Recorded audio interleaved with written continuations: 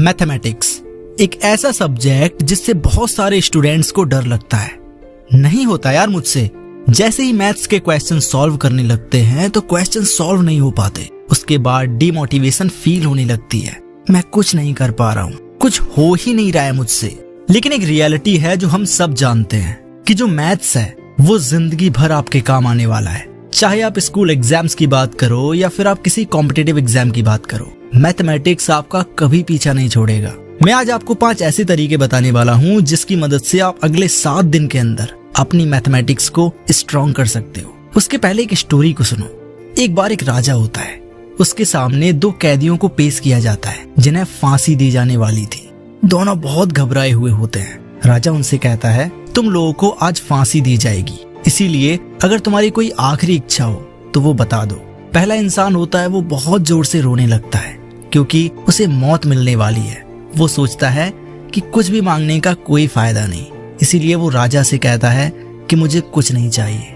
लेकिन जो दूसरा इंसान था वो राजा से कहता है कि राजा साहब, मुझे आप एक चीज दे दीजिए। राजा पूछता है, क्या चाहिए तुम्हें, बताओ। तो वह कैदी उसे बताता है कि मुझे आज फांसी मत दो, कल दे देना। सब हंसने लगते हैं। अरे ये कैसा बेवकूफ आदमी है, आज फांसी मिले या कल फांसी मिले, बात तो एक ही है। राजा उसकी बात मान लेता है। राजा कहता है, ठीक है, तुम्हें कल फांसी दी जाएगी, आज इसको दे देते हैं। पहले वाले कैदी को फांसी दे दी जाती है। उसी रात में उस राजा की हत्या हो जाती है। उस राजा को मार दिया जाता है। और जब राजा ही नहीं रहा तो जितने भी कैदी थे उन सभी कैदियों को आजाद कर दिया जाता है। और वो इंसान जिसे अगले दिन फांसी होने वाली थी वो बच जाता है। तो देखा, उस इंसान के अंदर एक उम्मीद थी बचने की। शायद इसीलिए उसने एक दिन का समय मांगा था कि हो सकता है एक दिन में कुछ ऐसा हो जाए जिससे मेरी जान बच जाए। उसकी उसी उम्मीद ने उसकी जिंदगी सच में बचा ली। अब ये कहानी मैं आपको क्यों सुना रहा हूँ? ये कहानी मैं आपको इसलिए सुना रहा हूँ क्योंकि ऐसा कितनी बार होता है जब आप मैथ्स के क्वेश्चन सॉल्व कर रहे होते हो और क्वेश्चंस आपसे नहीं हो पाते। 2 टाइप के स्टूडेंट्स होते हैं। पहले वो जो कि मैथमेटिक्स के क्वेश्चंस को सॉल्व तो करते हैं लेकिन उनसे क्वेश्चंस नहीं हो पाते और वो बुक बंद करके रख देते हैं और सोचते हैं मुझसे नहीं हो पाएगा, अगले दिन टीचर से पूछ लूंगा। और दूसरे वो स्टूडेंट्स होते हैं जिनके अंदर एक उम्मीद होती है कि ठीक है, अगर एक क्वेश्चन नहीं हो पाया फिर ट्राई करेंगे, वो भी नहीं हो पाया तो फिर अगली बार और ट्राई करेंगे, बट करेंगे जरूर, एक दिन तो सॉल्व होगा। अगर यही एक दिन तो होगा वाला जुनून और उम्मीद आपके पास भी हो तो आपके लिए मैथमेटिक्स बिल्कुल सिंपल और इजी हो जाएगा। अगर आपने इस माइंडसेट को बना लिया फिर आपको कोई नहीं हरा पाएगा। मैं आपको वो 5 स्टेप्स बताऊंगा जिससे आप मैथमेटिक्स में बहुत पावरफुल हो जाओगे सिर्फ 7 दिन के अंदर। पहला स्टेप है विजुअल सपोर्ट। एक एग्जाम्पल से समझते हैं। क्या आपको अपने घर से स्कूल तक का रास्ता याद है? आपको अपने घर से ट्यूशन तक का रास्ता याद है? बिल्कुल याद होगा। क्या आपने उसे कभी याद करने की कोशिश की है कि पहले राइट जाना है, फिर लेफ्ट जाना है, फिर राइट जाना है और फिर स्ट्रेट चले जाना है? कभी ऐसे रटने की कोशिश की है? नहीं ना? फिर भी आपको याद है। क्यों? क्योंकि आपने उस रास्ते को देखा है कि यहाँ से राइट जाते हैं, यहाँ से लेफ्ट जाते हैं और इसीलिए ये आपके विजुअल मेमोरी के अंदर स्टोर हो चुका है। याद करने का यही तरीका सबसे बेस्ट होता है। पहला स्टेप है कि रटना नहीं है। हमें लगता है कि जब तक फॉर्मूलाज याद नहीं करेंगे कुछ नहीं हो पाएगा। ये बहुत बेकार चीज है। तुमने कभी अपने घर से स्कूल तक का रास्ता याद नहीं किया, है ना? ये भी समय के साथ हो गया। ऐसे ही जब तुम मैथमेटिक्स को टाइम दोगे तो सारी चीजें धीरे धीरे याद होने लगेंगी। आपको टाइम तो देना पड़ेगा। आप किसी भी बुक से प्रैक्टिस कर रहे हो तो उसके अंदर सॉल्व्ड एग्जाम्पल्स होते हैं, आप उनको देखकर प्रैक्टिस करो। जब आप सॉल्व्ड एग्जाम्पल्स ट्राई करोगे तो आपको पता चलेगा कि जो क्वेश्चंस होते हैं उनको सॉल्व कैसे किया जाता है। जब आप इस तरह से क्वेश्चन को सॉल्व करोगे तो धीरे धीरे आपको फॉर्मूलाज ऑटोमेटिक याद हो जाएंगे। दूसरा स्टेप है डीप प्रैक्टिस। बहुत सारे स्टूडेंट्स बोलते हैं कि मैथ्स पढ़ते समय डिमोटिवेशन फील होता है। वो आपको इसलिए होता है क्योंकि आप क्वेश्चन सॉल्व नहीं कर पाते हो। आपको करनी है डीप प्रैक्टिस। डीप प्रैक्टिस में आप 3 चीजों पर फोकस करो। पहला स्टेप है मेकिंग मिस्टेक्स। कोई एक क्वेश्चन है जो आप सॉल्व कर रहे थे, आपसे उसमें गलती हो गई। अब आपको करना क्या है? उसके लिए सेकंड स्टेप इवैल्यूएट करना। मतलब आपको एनालाइज करना है, आपको देखना है कि गलती कहाँ पर हुई है, मुझसे कहाँ गलती हो गई। क्या मेरा कॉन्सेप्ट वीक था? क्या मैंने कैलकुलेशन में कोई गलती कर दी या फिर कोई और मिस्टेक हो गई है? ज्यादातर लोग क्या करते हैं, क्वेश्चन सॉल्व किया आंसर देखा, अगर मैच नहीं हुआ तो छोड़ देते हैं, मुझसे नहीं हो रहा है, कल स्कूल में टीचर से पूछ लूंगा, अब से ये नहीं करना है। अपनी गलती नोटिस करो, सोचो कि अगर ये क्वेश्चन मुझसे नहीं हो पाया, कहाँ पर गलती कर दी मैंने, गलती को पकड़ो और उसके बाद क्या करेंगे, सेम क्वेश्चन को फिर से सॉल्व करेंगे। ये बहुत इंपॉर्टेंट है। सिर्फ 1% स्टूडेंट इस मेथड को फॉलो करते हैं। बहुत सारे स्टूडेंट को अगर कोई सवाल नहीं आता तो वो उसका सॉल्यूशन इंटरनेट से निकाल कर रख देते हैं और कहते हैं कि मुझे तो सवाल आ गया। एक्चुअली में वो आपके ब्रेन को भी समझ में नहीं आया होता। आपका ब्रेन एक्टिंग कर रहा होता है कि ठीक है, समझ में आ गया। इसीलिए आपको चेक करने के लिए क्या करना है, उस सेम क्वेश्चन को वापस से अटेम्प्ट करना है। जब आप सेम क्वेश्चन को वापस से अटेम्प्ट करोगे तो 80% केसेस के अंदर आपसे वो क्वेश्चन फिर से नहीं हो पाएगा, क्योंकि आपका ब्रेन आपको पागल बनाता है कि आ चुका है, मुझे आ गया, बट एक्चुअल में ऐसा नहीं होता। याद रखना, जब भी कोई क्वेश्चन सॉल्व ना हो तो पहले क्वेश्चन के सॉल्यूशन में गलती पकड़ो कि कहाँ पर गलती हुई है और उस क्वेश्चन को वापस से अटेम्प्ट करो।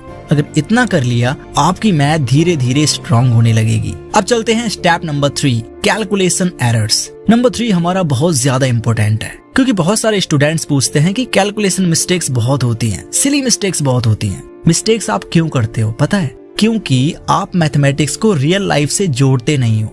आज के समय में अगर मैं आपसे बोलूं कि ये लो 500 का नोट, बाजार जाओ और केले लेकर आओ। मान लेते हैं कि केले आए 60 रुपए के। अब आप क्या करोगे? कैलकुलेटर उठाओगे, 500 - 60। हम अक्सर यही तो करते हैं, हम अपने ब्रेन का यूज ही नहीं करते।